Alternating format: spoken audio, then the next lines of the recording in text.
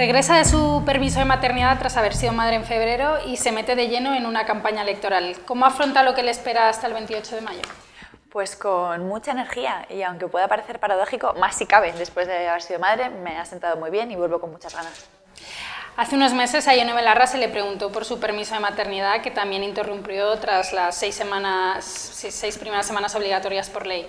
¿Cree que las mujeres están cuestionadas en este sentido? Sí, creo que se nos sigue haciendo preguntas y se sigue esperando de nosotras mucho más que de los hombres cuando son padres. Creo que recae sobre nosotras una responsabilidad que no es unilateral, que es compartida si tenemos pareja con nuestras parejas. En mi caso así va a ser también durante mi baja y la crianza de mi hija.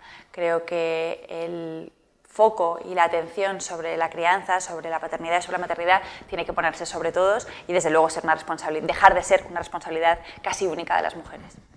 ¿Se comprende mejor las dificultades de la conciliación con un recién nacido? Pues la verdad es que es un trabajo al que nos hemos dedicado mucho durante los últimos 4 años, a la cuestión de la conciliación y de la vida en la ciudad de Madrid con un bebé, con una niña pequeña, con un hijo pequeño, pero desde luego cuando coges un carrito por primera vez, ya tu propio carrito, y tienes que moverte por las aceras de General Ricardos o de San Diego en Vallecas, pues entonces te das cuenta de los problemas reales que tiene la conciliación, la maternidad y la crianza en nuestra sociedad en general, en términos laborales, pero en la vida cotidiana en la ciudad de Madrid. Le quería preguntar precisamente por eso. ¿Qué se puede hacer desde un ayuntamiento y qué hará usted si es alcaldesa para mejorar esta situación? Bueno, a nivel laboral, desde luego el Ayuntamiento tiene un papel muy importante, es el principal empleador de la Ciudad de Madrid, casi 30.000 personas trabajan para el Ayuntamiento de Madrid y por lo tanto los planes en términos laborales, pero también salariales, tienen que ser una prioridad, ¿no? La brecha salarial que existe también en el Ayuntamiento de Madrid y que incide de forma clara en la maternidad, en la crianza y en la posibilidad o la capacidad de tener hijos o hijas en Madrid. Y luego en cómo se vive la Ciudad de Madrid, en los entornos escolares, en los parques, en las aceras, en el transporte público. Son servicios que se han pensado básicamente para los adultos y para los adultos que no tienen a su cargo ni a personas mayores ni a personas pequeñas y por tanto nuestra política, la mía, tiene que ver con cambiar ese foco, cambiar ese protagonismo o esa prioridad y poner en el centro a la diversidad que hay en Madrid, que incluye a los niños y a las niñas. En la última entrevista con el diario.es, en diciembre, habló de que la prioridad de su gobierno, encabezado por usted, sería la ciudad de los 15 minutos, que supongo que también va encaminada en esa mejora de la conciliación. ¿Qué medidas se tienen que poner en marcha de manera urgente para lograr ese objetivo? Mi prioridad, efectivamente, son los vecinos y vecinas de Madrid que tardan 1 hora en ir a trabajar cada día. Esa es la prioridad para Más Madrid, esa es la mía, no tanto en campaña, sino sobre todo en el gobierno que empieza a partir de mayo. Y para esas personas que tardan 1 hora cada día en ir a trabajar, que son decenas, centenares de miles en Madrid, hay que cambiar muchas cosas. La ciudad de los 15 minutos, frente a esos bulos conspiranoicos con los que la extrema derecha internacional quiere combatir esta idea para las ciudades, tiene que ver con acercar los servicios y el trabajo a las viviendas y a las zonas residenciales. Tiene que ver con equilibrar la ciudad, tiene que ver con que no tiene sentido que nuestra ciudad cada día 1,5 millones de personas se desplacen desde los barrios del sur de Madrid y desde los distritos y los municipios del sur de Madrid, desde Leganés hasta Villaverde, hay un trasvase de millones de personas que se van a trabajar al norte de la ciudad. Eso hay que cambiarlo, ese trabajo tiene que distribuirse en la ciudad y para eso hay que crear oportunidades de empleo, fábricas, oficinas, empleo en otras zonas de la ciudad. Y también hay que acercar los servicios a la ciudad y a los barrios de la ciudad. No tiene sentido que toda la cultura se concentre en una sola zona o que haya barrios que no tengan acceso a las cuestiones más básicas como centros de salud o como hospitales o como centros educativos. Y además, y por último, hay que revolucionar el transporte público y la movilidad. No tiene sentido tampoco que en Madrid, para moverte de Vallecas a Carabanchel, sea más eficiente hacerlo pasando en transporte público por el centro de Madrid que de forma directa. Eso hay que transformarlo y para eso nosotros llevamos como una prioridad fundamental esa revolución del transporte público, que tiene que actualizar la red de transporte de la ciudad de Madrid, que se hizo hace muchos años, muchas décadas, que la ciudad ha ido cambiando y ha ido creciendo durante estos años y que no se ha actualizado. Para eso es su último fichaje que ha anunciado este fin de semana, para esa revolución del transporte público. Sí, el fichaje de Álvaro va en esa línea, lo hizo ya en MT durante 4 años en el gobierno de Manuela Carmena, ha hecho grandes cosas también ahora en Valladolid y tenemos el objetivo de hacer esa revolución que pasa como digo, por actualizar la red de transporte público, por poner en marcha, por ejemplo, la red de autobuses de alta velocidad para conectar todos los distritos de Madrid, que pasa por reflotar Bicimad, ese Bicimad que ha hundido Almeida en menos de un mes, es decir, por poner en el centro el transporte público en el que se mueve, hay que recordarlo, la mayor parte de la ciudad de Madrid, la mayor parte de los ciudadanos de Madrid, y que tiene que ser eficiente, tiene que ser barato y tiene que ser rápido. Un sector de la derecha ha reaccionado al modelo de los 15 minutos, como comentaba, y que tratan ustedes de implantar, y otras capitales también las han puesto en marcha, como si fuera una medida dictatorial. ¿Qué diría a esos comentarios? La verdad es que nunca soñé que una idea como la ciudad de los 15 minutos fuera a convertirse en semejante teoría conspiranoica. Por otra parte, agradezco que vaya a ser un tema central de la campaña y que nos permita hablar precisamente de lo que queremos hablar, de barrios vivos, de transporte público y de acercar los servicios a las ciudades, ¿no? Creo que nadie puede estar en contra de que en cada barrio haya un centro de salud, haya también cultura, haya ocio, haya bares, haya terrazas, pero también haya centros educativos y escuelas infantiles, que las escuelas infantiles cuesten poco dinero, que haya más paradas de autobús, que haya más frecuencia de metro. Nadie está en contra de eso. Por eso la extrema derecha tiene que inventarse una teoría conspiranoica para justificar que no quieren hacer nada para acercar los servicios a los barrios de Madrid, ¿no?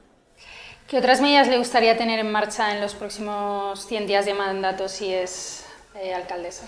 Pues lo estamos diciendo desde hace ya meses. La primera piedra que vamos a empezar a demoler, el primer papel que vamos a empezar a mover cuando llegue a la Alcaldía de Madrid es el desmontaje del Scalextric del puente de Vallecas. Vengo ahora de Vallecas, de estar recorriendo por allí con vecinos y con asociaciones los barrios de San Diego y de Numancia, y es una de las cosas que más dicen los comerciantes y los vecinos de la zona, ¿no? Que a ver cuándo quitamos ese puente que no une el único puente del mundo que no une dos puntos, sino que simplemente es una autopista urbana con 30.000 coches diarios pasando por delante de las casas de los vecinos. Una reliquia histórica, no queda ninguno más en Madrid, no por casualidad creo, es Vallecas el último lugar en el que se desmontan ese tipo de artefactos. Almeida dijo literalmente que era una obra que costaba mucho dinero y que no compensaba, ¿no? Bueno, pues para mí sí compensa, para nosotros sí compensa y vamos a empezar por ahí. Y cuando acabe el mandato de 4 años, si logra ser alcaldesa, ¿cómo se imagina Madrid? Me imagino Madrid con muchas transformaciones en marcha, desde luego transformaciones que, como digo, no se hacen chasqueando los dedos, y no voy a prometer que se hagan chasqueando los dedos, ¿no? Porque problemas como la vivienda, problemas como la contaminación, problemas como el reequilibrio territorial no se solucionan de la noche a la mañana. Ahora, como son problemas estructurales y graves, hay que empezar a trabajar por ellos desde el primer momento. Así que me la imagino como una ciudad que esté en marcha, en la que esté en marcha una enorme transformación. Hay muchas obras que tienen que ponerse en marcha cuanto antes. He hablado del puente de Vallecas, del Scalextric de Vallecas, pero está la A42, toda esa zona desde Santa María de la Cabeza hasta Atocha, que es una enorme autopista urbana que nosotros también queremos transformar. Está la A5, que es otra promesa incumplida de Almeida, fue una de las pocas promesas que tenía al llegar al gobierno y no ha hecho absolutamente nada en 4 años. Son grandes transformaciones urbanas que tienen que llegar a los barrios de Madrid, a los distritos de fuera de la periferia de Madrid, y que van a mejorar la vida de muchas personas. Las encuestas siguen dando como ganador al PP a 48 días de las elecciones. ¿Qué va a hacer para contrarrestar esos datos que también dicen que la situación está muy ajustada entre el bloque de la derecha y el bloque de la izquierda? La situación está muy ajustada como estaba en 2019 y como estaba en 2015. En ese sentido, el empate, digamos, o el cierto empate entre los dos grandes bloques no se ha movido en varios años, aunque ha cambiado en función de las citas electorales. Tampoco cambian dentro de esos dos grandes bloques los líderes, digamos, de esos dos grandes bloques, y en ese sentido estas elecciones en 2023 van a volver a ser básicamente una batalla entre el Partido Popular y Más Madrid, como fueron en 2019. ¿Cómo creo que se va a cambiar eso? Esa diferencia de un puñado de votos, unos miles de votos, que es a lo que está ahora mismo la Alcaldía de Madrid. Hablando de Madrid, creo que es justo lo contrario de lo que quiere hacer el Partido Popular. Vemos las declaraciones de Almeida, habla de otras ciudades, vemos las declaraciones de Ayuso, habla de Sánchez.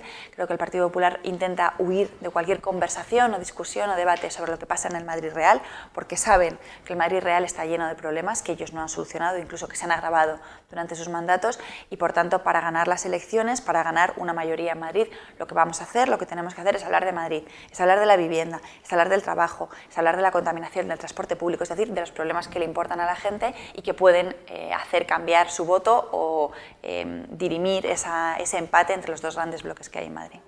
Hace unas semanas el alcalde José Luis Martínez Almeida abrió el debate sobre la reforma de la Ley de Capitalidad para pedir, entre otras cosas, más fondos al Gobierno y poder acometer más rebajas fiscales.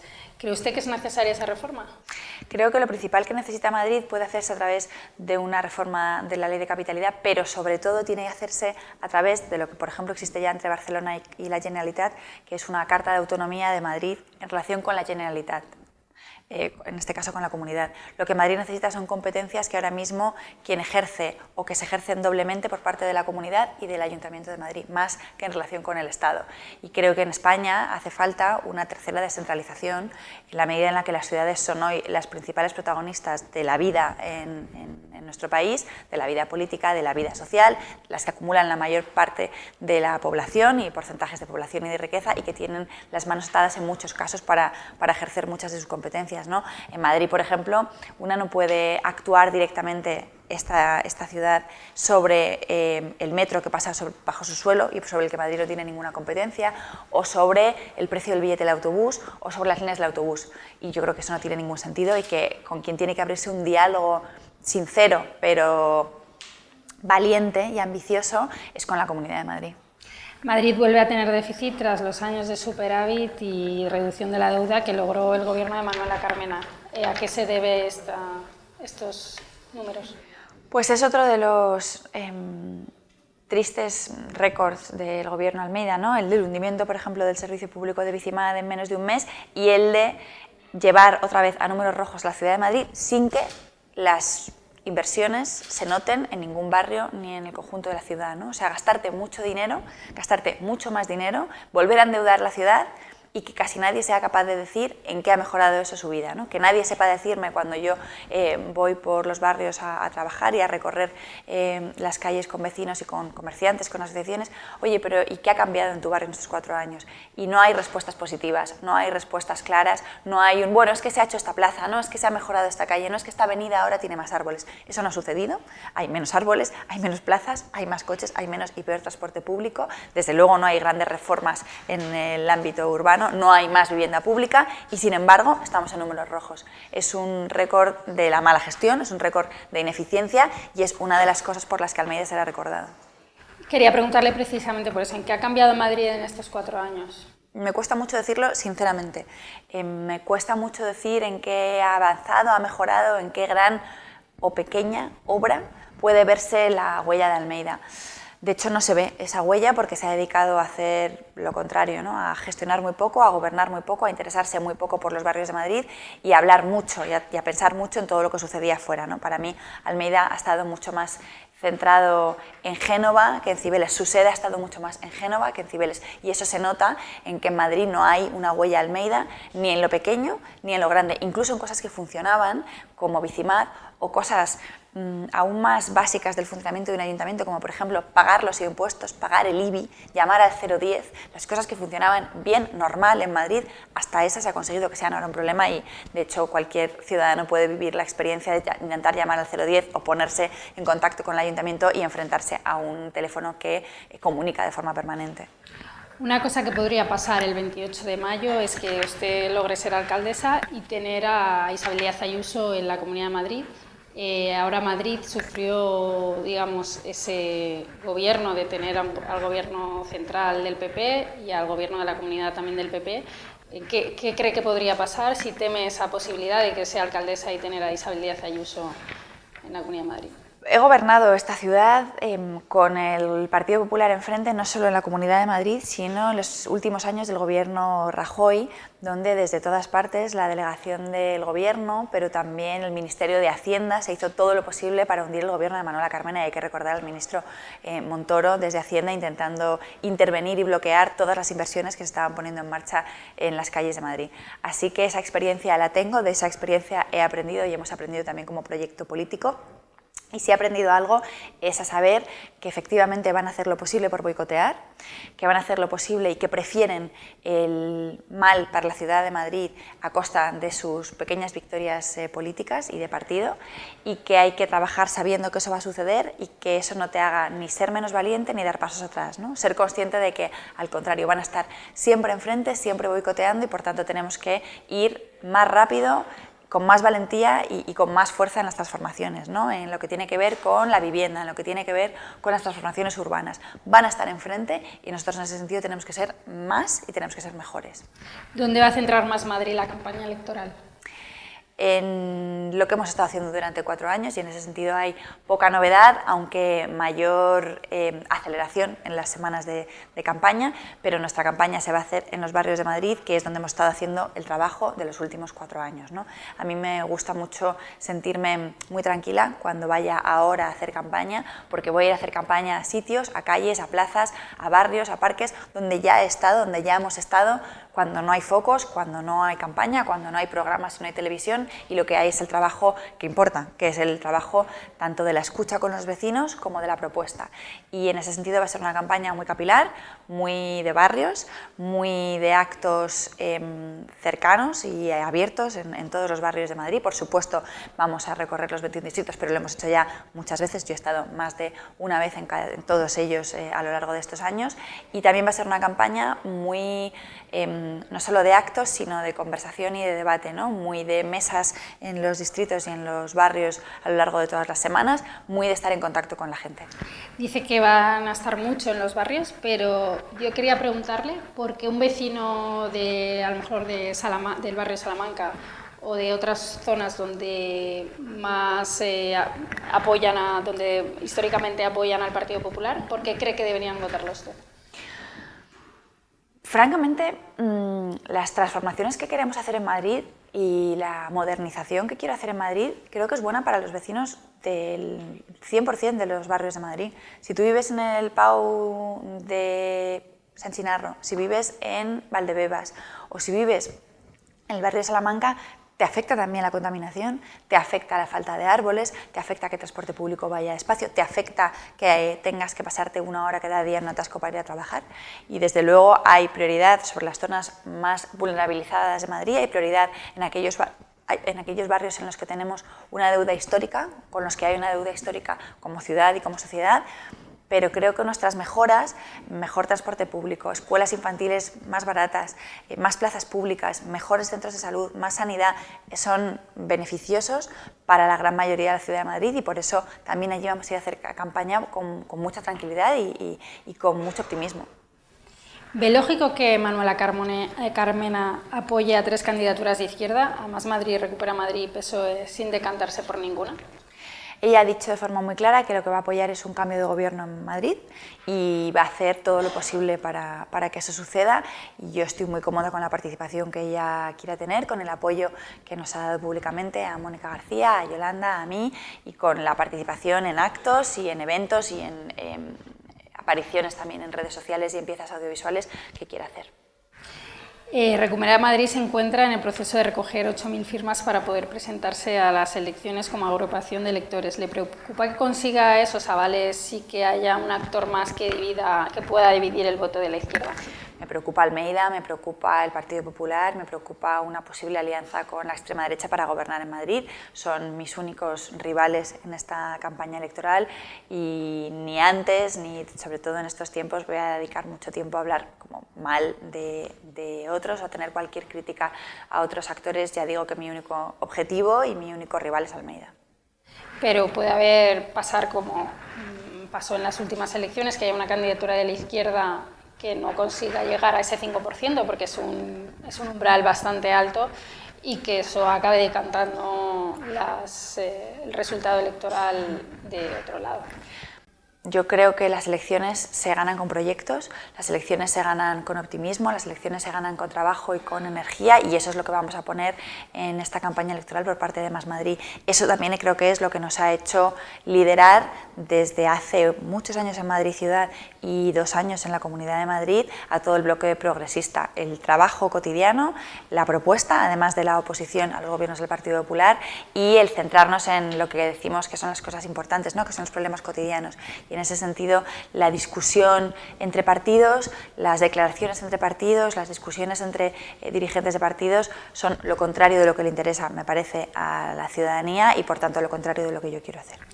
En la última entrevista con el diario.es dijo que sería buena idea que para Madrid un gobierno de coalición con el PSOE, dado que Más Madrid parece que va a ser el partido más votado de esa posible coalición, según las encuestas, y usted ya está pensando en un posible gobierno con fichajes concretos. ¿Ha pensado qué papel tendría Reyes Maroto en su hipotético gobierno? Bueno, creo que hay que llegar primero a esas elecciones, hay que llegar primero a ese resultado electoral, pero lo que sí tengo claro, ya lo he hecho durante los 4 años de gobierno de Manuela Carmena, es que vamos a gobernar en colaboración, que el tiempo de las mayorías absolutas se ha terminado y que lo que hace falta es capacidad de llegar a acuerdos. Creo que lo he demostrado durante esos 4 años cuando era la portavoz de un gobierno con muchas sensibilidades, que además gobernaba en colaboración con un partido socialista, y eso es lo que volveré a hacer a partir de mayo. Estuvo el domingo 2 de abril en el acto de Yolanda Díaz apoyando la candidatura de Sumar. En ese acto no estuvo Podemos. ¿Cree que fue un error del partido de Ione Belarra no estar en esa puesta de largo? Creo, como decía, que es un error dedicarnos a hablar mucho de los líos de los partidos, de los líos de los dirigentes, de las cuestiones de egos y de las cuestiones de partido, ¿no? Creo que eso es lo que aleja a la gente de la política y, por tanto, es lo contrario de lo que hay que hacer. Nosotras estamos centradas en Madrid. El acto de puesta en marcha de Sumar y nuestra participación por parte de Mónica García, de Íñigo Errejón y mía fue un apoyo a esa forma de hacer política y a ese proyecto a nivel estatal, pero yo estoy centrada en Madrid, estoy centrada en la campaña en Madrid y quiero, porque somos la única garantía de que eso suceda, que en esta campaña municipal hablemos de Madrid.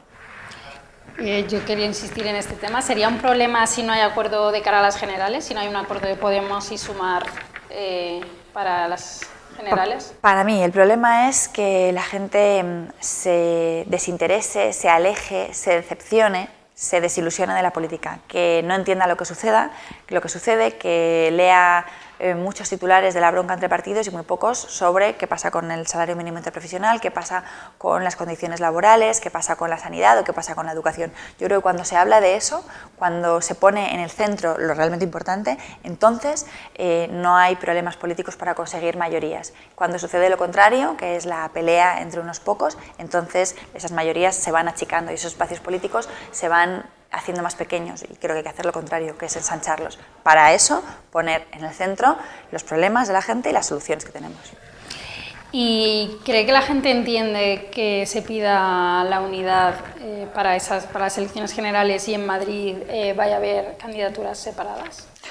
Yo reitero que lo que yo he pedido no es lo que se pide. Lo que yo pido es que en el centro de los proyectos estatales, autonómicos, municipales estén las sociedades y los problemas que esas sociedades tienen que enfrentar. Para mí eso es lo que define la victoria o el éxito o el fracaso de un proyecto político o de un conjunto de proyectos políticos. Así que lo que practico y lo que apoyo es la centralidad de los problemas, la centralidad de las necesidades de los ciudadanos, que para eso está la política, se supone, para solucionar sus problemas, para plantear soluciones, y cuando esa centralidad a nivel municipal, autonómico, estatal, europeo o mundial es lo que protagoniza la política, creo que entonces las cosas van bien. Esa es para mí la prioridad. ¿Va a hacer Yolanda Díaz campaña por Más Madrid? O sea, ¿se lo va a pedir Más Madrid que esté en algún acto de campaña? Nosotras, yo le agradezco el apoyo que nos ha dado. Por supuesto, bienvenida y encantada de que participe en los actos que considere, pero nosotros tenemos la capacidad, la fortaleza y creo que la legitimidad también para hacer una campaña en Madrid, en todos los barrios de Madrid, y liderando la alternativa y la oposición a los gobiernos del PP. Pues muchas gracias, Rita Maestre, por el tiempo. Un placer.